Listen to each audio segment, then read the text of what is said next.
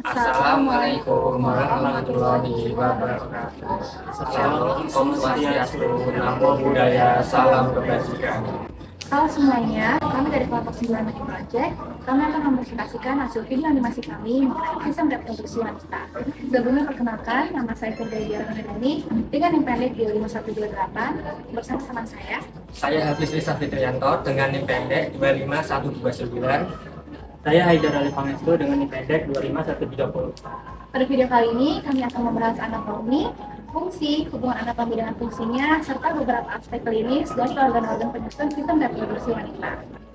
Pemahaman tentang organ reproduksi wanita sangat penting karena menunjang satu sama lain. Sistem ini tidak hanya berfungsi untuk menumpuk sel telur, tetapi juga menyediakan lingkungan yang baik untuk mendukung proses fertilisasi, perkembangan embrio, pertumbuhan janin, hingga proses persalinan. Organ pertama yang akan kita bahas adalah ovarium.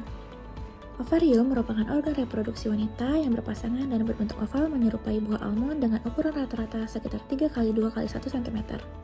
Ovarium terletak pada vas ovarika, dinding lateral pelvis, di kanan dan kiri uterus. Secara anatomi, ovarium memiliki dua permukaan, yaitu permukaan medial dan lateral. Bagian dalam ovarium terbagi menjadi korteks dan medula. Korteks ovarium mengandung folikel pada berbagai tahap perkembangan, sedangkan medula mengandung jaringan ikat longgar, pembuluh darah, pembuluh limfe, dan saraf. Ovarium dipertahankan pada posisinya oleh berbagai struktur penunjang. Kutub inferior ovarium dihubungkan dengan uterus melalui ligamentum ovari proprium. Kutub superior ovarium melekat pada dinding lateral pelvis melalui ligamentum suspensorium ovarii, yang juga membawa pembuluh ovarika. Ligamentum lutum sendiri berfungsi mempertahankan posisi uterus, tuba uterina, dan struktur reproduksi lainnya di dalam rongga pelvis.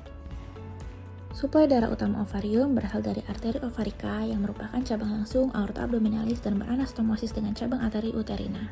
Drainase vena ovarium dextra bermuara ke vena cava inferior, sedangkan vena ovarium sinistra bermuara ke vena renalis sinistra. Fungsi utama ovarium adalah menghasilkan oosit melalui oogenesis serta memproduksi hormon estrogen dan progesteron yang berperan dalam siklus menstruasi dan kehamilan.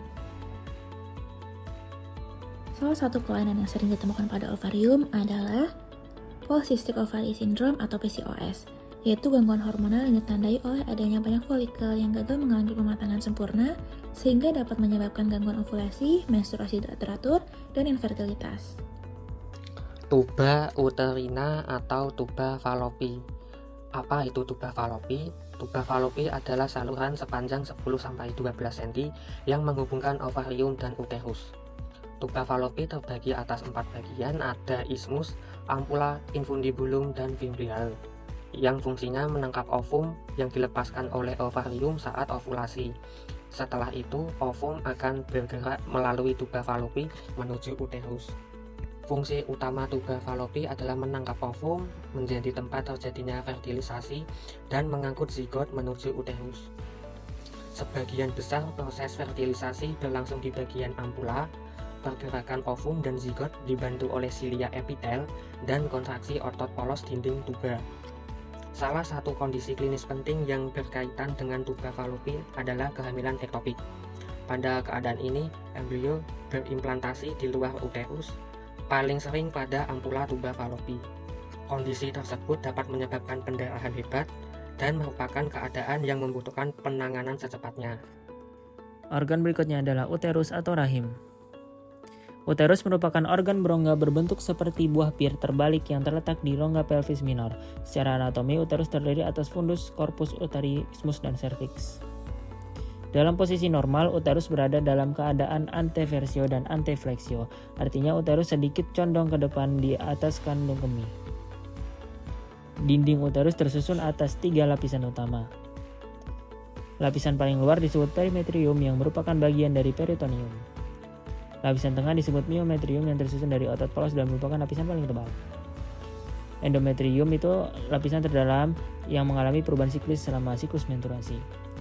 Uterus menjadi tempat implantasi hasil fertilisasi, mendukung pertumbuhan embrio dan janin selama kehamilan, serta berperan dalam proses menstruasi dan persalinan.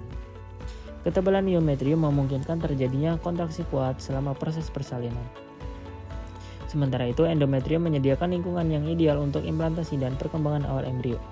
Salah satu gangguan yang sering ditemukan pada uterus adalah mioma uteri.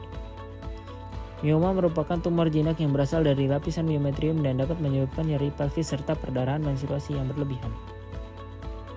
Organ selanjutnya adalah serviks. Serviks merupakan bagian terbawah uterus yang menghubungkan rongga uterus dengan vagina. Sebagian serviks menonjol ke dalam vagina dan terbagi menjadi porsi supravaginalis, porsi vaginalis, serta kanalis cervicalis. Pada serviks terdapat ostium internum yang berhubungan dengan cavum uteri dan ostium externum yang bermuara ke vagina. Serviks disuplai terutama oleh cabang arteri uterina, sedangkan persarukannya berasal dari plexus uterovaginal. Fungsi utama serviks adalah menghasilkan mukus serviks yang membantu mengatur masuknya sperma ke dalam uterus serta berperan sebagai sawar yang melindungi uterus dari infeksi. Menjelang persalinan, serviks akan mengalami pemendekan dan dilatasi sehingga memungkinkan janin melewati jalan lahir.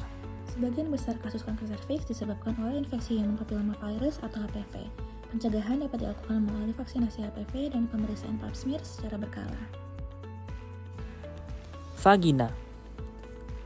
Vagina merupakan saluran muskular fibrosa dengan panjang sekitar 7 hingga 10 cm yang menghubungkan serviks dengan lingkungan luar tubuh. Bagian atas vagina mengelilingi serviks dan membentuk ruang yang disebut fornix vagina. Dinding vagina terdiri atas 3 lapisan, yaitu mucosa, muscularis, dan adventitia. Secara topografi, bagian anterior vagina berhubungan dengan vesika urinaria dan uretra, sedangkan bagian posterior berhubungan dengan rektum. Suplai darah vagina berasal dari arteri vaginalis dan cabang arteri uterina. Drainase limfatik bagian atas menuju nodus iliaca interna, sedangkan bagian bawah menuju nodus inguinalis superficialis. Struktur otot dan jaringan ikat pada dinding vagina memberikan elastisitas yang tinggi sehingga memungkinkan vagina mengalami peregangan yang signifikan selama proses persalinan.